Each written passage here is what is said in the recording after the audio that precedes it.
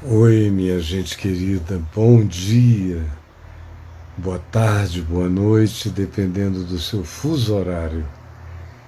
Mas eu quero que você se sinta muito, muito, muito acolhido, bem-vindo aqui comigo. É uma situação estranha. Eu estou aqui na biblioteca da nossa casinha, falando com você em algum lugar da Terra. Já estou vendo uma centena de pessoas, praticamente mais de uma centena, subindo aqui. E daqui a mais uns 10 minutos nós vamos ter muito, muito mais gente. E eu fico muito grato a Deus mesmo por essa oportunidade de, num tempo tão difícil quanto esse, de quarentena, poder abrir a boca dentro de casa e falar com centenas e milhares de vocês no mundo inteiro. Eu me tenho por bem-aventurado e todos os dias dobro os meus joelhos com muita gratidão diante de Deus pela possibilidade de estar vivo nesse tempo, que se é um tempo tão catastrófico em alguns aspectos e calamitoso, de outro lado ele é facilitador de tanta coisa boa, como essa de simplesmente dizer: oi, meus queridos, e ter gente me assistindo no mundo inteiro, como agora aqui, Nanda, Brasil, Flórida e Uberlândia, há pessoas de tantos lugares, minha cidade de Manaus, querida, Sete Lagoas, Minas Gerais, e por aí vai. Aí daqui a pouco você começa a ver pessoas falando de Cabo Verde, da África, dos lugares mais diversos, com João Pessoa, o meu velho e querido Rio de Janeiro, Anápolis, aqui do lado, perto da gente, Florianópolis, Palmas, no Tocantins, Rio de novo, Fortaleza, tanta gente querida expressando amor, Ipatinga, Minas Gerais, Matinhos, no Paraná, e Mogi Mirim, São Paulo, e assim vai. Peabiru, no Paraná, Santos, Tefé, no Amazonas, Cosmópolis, em São Paulo, olha só, quanta gente linda, Vila Leopoldina, São Paulo, Anápolis de novo, tantos estão aqui, Ponta Grossa, no Paraná. Muito obrigado, queridos, por se expressarem. Namur, Guarapari do Espírito Santo, São Luís, Recife, Maringá de novo, Campo Grande, Patos e Porto Alegre. Obrigado, gente querida. Goiânia, querida, Recife. E assim a gente vai com pessoas de Santarém, Campinas, Alagoas, Redenção no Pará. Que coisa linda e que coisa boa. Eu vou tirar só por um pouquinho os comentários, porque eu quero fazer uma leitura bíblica, e aí atrapalha um pouco. Muita gente me pede para tirar os comentários nessa hora. Então, eu quero ler aqui rapidamente em Isaías 53, antes de chamar o Leonardo Gonçalves, que é quem vai conversar com a gente hoje de manhã. Isaías 53 é provavelmente o texto bíblico no qual eu já mais preguei em toda a minha vida, desde 1973, com uma intensidade e com uma certeza de que ele é o que ele diz ser, e ao mesmo tempo ele levanta uma questão que nenhuma geração conseguiu responder por inteiro. Quem creu em nossa pregação? Quem creu? E eu, que vivo de observar o resultado humano em relação à resposta a essa pregação do Evangelho de Jesus, ficou aturdido ao ver que entra milênio, sai milênio. Só o texto aqui já tem 2.800 anos, séculos e séculos, 28 séculos, e a pergunta continua sem resposta. Quem creu em nossa pregação? Quem? Aí você diria, eu creio. Sempre criei, Caio. Tem alguns que acham que nasceram crendo nessa pregação. Mas não. Eu creio que você associa esse texto a Jesus como Messias. Isso é uma coisa. Mas não tem nada a ver com crer na pregação. Crer na pregação é tomar posse. É tomar posse dela para você. Isso é crer na pregação. Não é dizer, eu acredito que Isaías 53 é alusivo ao Messias e que Messias, de fato, tem que ser visto como sendo Jesus. Isso não é crer na pregação. Isso é uma constatação carregada de opinião particular, mas não é crer na pregação. Crer na pregação é assumir que tudo quanto se diz que ele aqui fez, é seu, é verdade para você. Não é uma teoria em nenhum lugar e nem tampouco de nenhuma natureza. É verdade para você. Essa pregação que nos afirma que a cruz em si, Jesus em si, não é alguém que nos agrade, ele nos provoca mais do que nos seduz, nos perturba mais do que nos aventura a andar com ele. A gente não vê beleza nele, a gente de fato quer fugir de ser como ele. Por isso não creu na pregação. Ele era o mais desprezado, rejeitado entre os homens, homens de dores, sabe o que é padecer. Mas a pregação é essa. Ele tomou sobre si as nossas enfermidades. Eu sou um homem cheio de enfermidades. Eu não estou falando só de coração, diabetesinha. Não, estou falando de enfermidade do ser, da alma. Todos nós temos distorções psíquicas, mentais, espirituais, todos. Não há nenhum justo, não há nenhum sequer. Se você tem algum guru, algum mestre, algum mentor, fique sabendo, você está crendo num ente torto, porque todos se desviaram. Todos são cheios de enfermidade. Todos são cheios de dores escondidas, caladas, veladas, disfarçadas por sorrisos nem sempre verdadeiros. Todos têm iniquidades e transgressões profundas, na maioria das vezes camufladas. Todos se desviam, todos se desgarram, todos têm opiniões que não têm absolutamente nada a ver com Jesus nem com o Evangelho, embora digam que creiam na pregação. Todos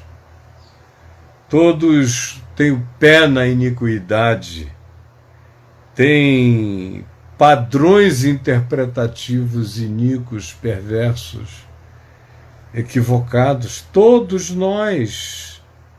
É a iniquidade de nós todos. Essa é a pregação não deixa ninguém de fora do seu arcabouço. Por isso pergunta quem creu, quem se incluiu. Quem se incluiu? Quem se enxergou? Quem tem a coragem de dizer sou eu? Quem tem a coragem da confissão? Quem tem a coragem de levantar um tapete que ninguém viu, ninguém conhece e puxar para fora e dizer perdão a Deus e algumas vezes, quando é necessário, até aos homens? Quem creu nessa pregação? Me responda. A maioria de nós não crê que ao Senhor agradou moê-lo, fazendo-o enfermar por mim, porque a maioria de nós não consegue nem enxergar o significado essencial do seu próprio pecado. A maioria não enxerga. Ainda mais nessa época de superficialidades brutais, onde o pecado virou tópico.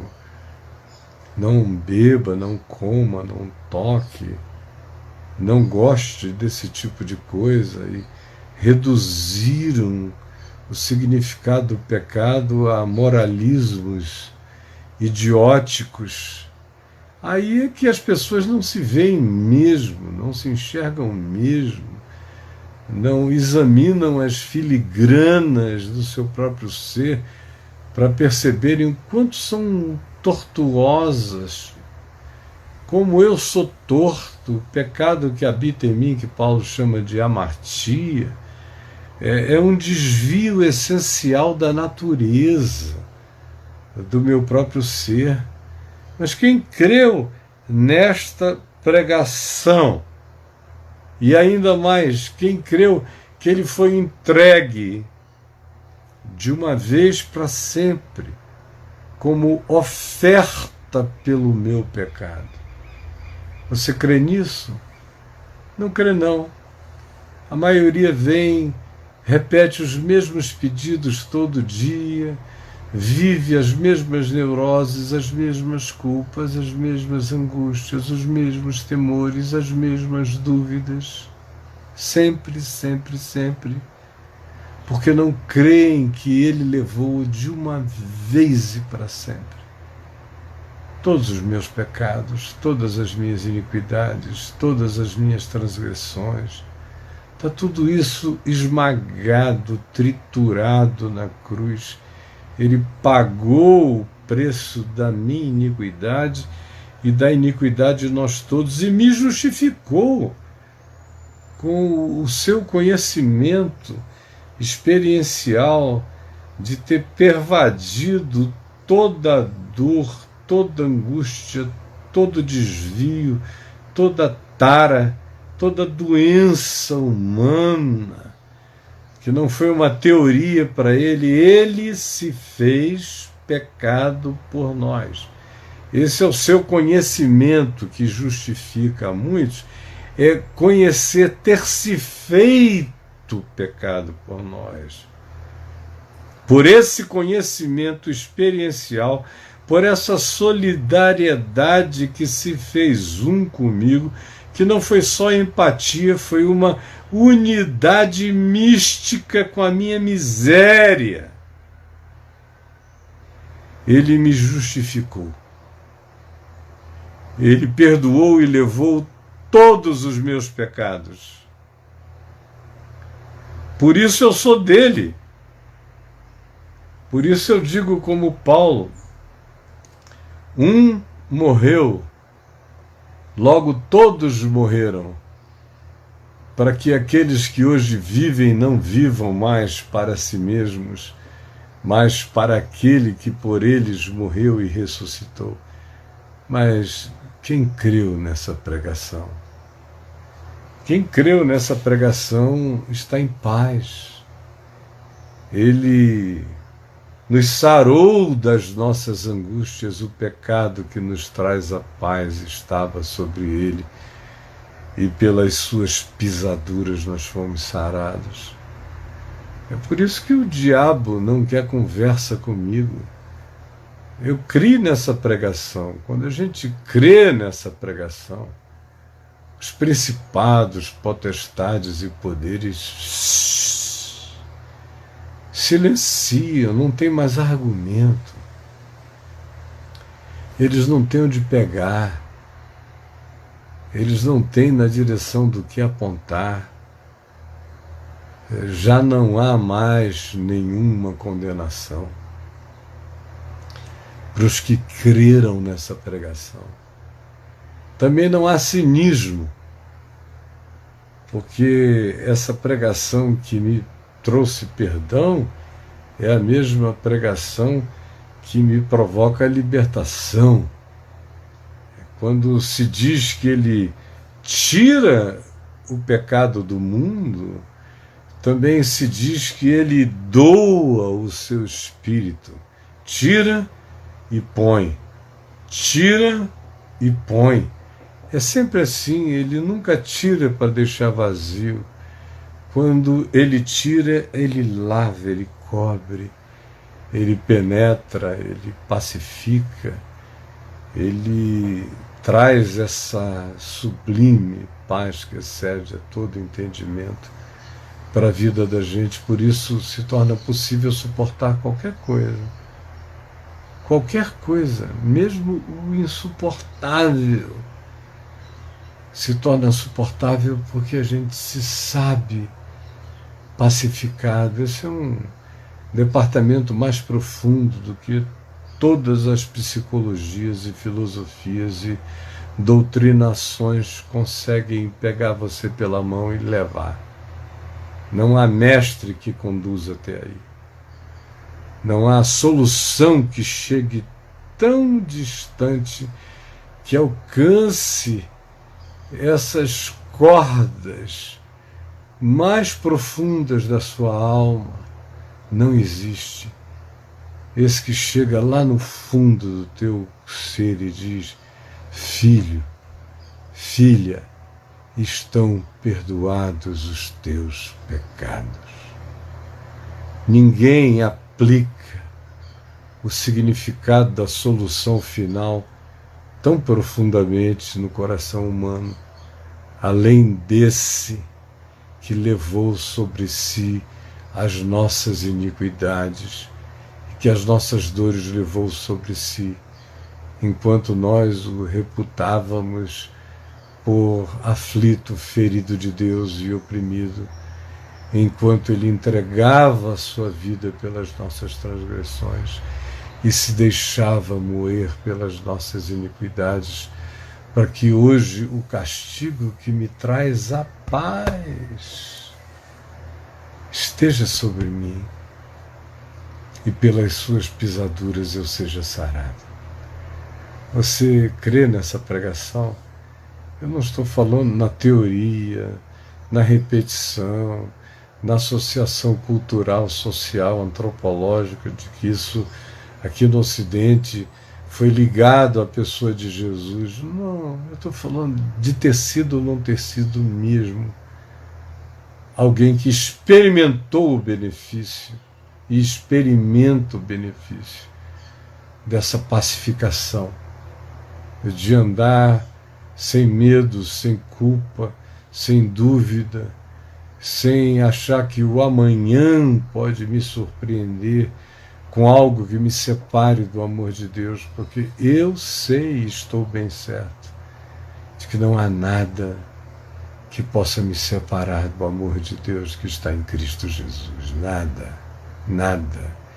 Nenhuma criatura, nenhuma aparição assombrosa, nenhum poder das trevas, nenhuma manifestação universal de um ente absolutamente desconhecido, apesar de inteligente, não tem nenhum poder de alterar coisa alguma na minha certeza acerca de Jesus para mim. Eu criei nessa pregação, por isso é que eu sobrevivi, e mais do que sobrevivi, estou vivo e com vida em abundância até o dia de hoje. E a cada dia da minha vida eu vou ficar melhor. Crer nessa pregação vai me melhorar todo dia.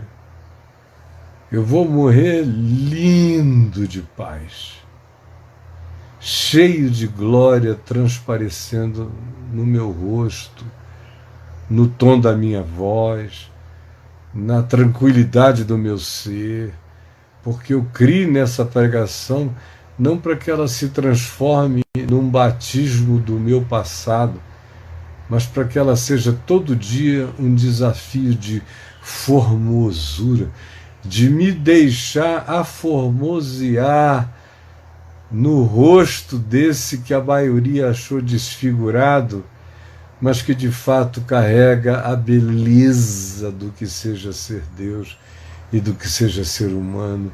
Em Jesus eu sei como Deus é e sei como eu, humano, devo me tornar.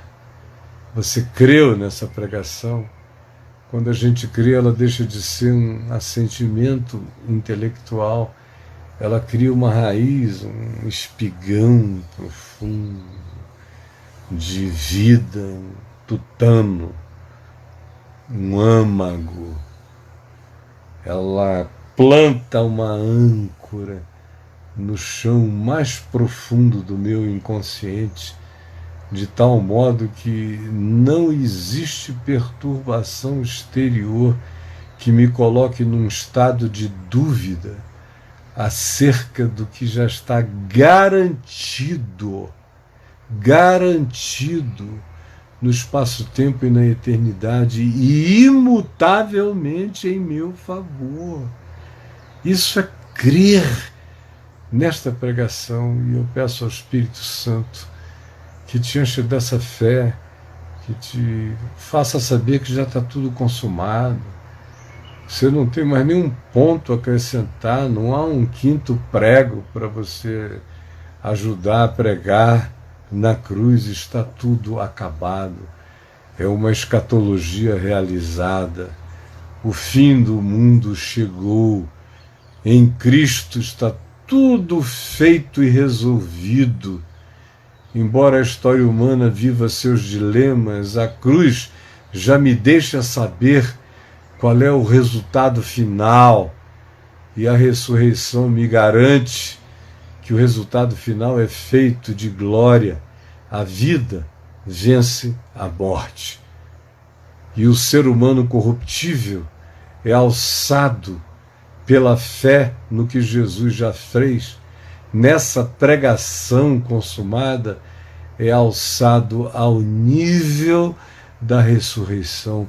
Eu me torno como Jesus, eu me torno não o Filho de Deus, mas um Filho de Deus segundo o Filho de Deus, que é Jesus. Me torno irmão onde ele é o primogênito.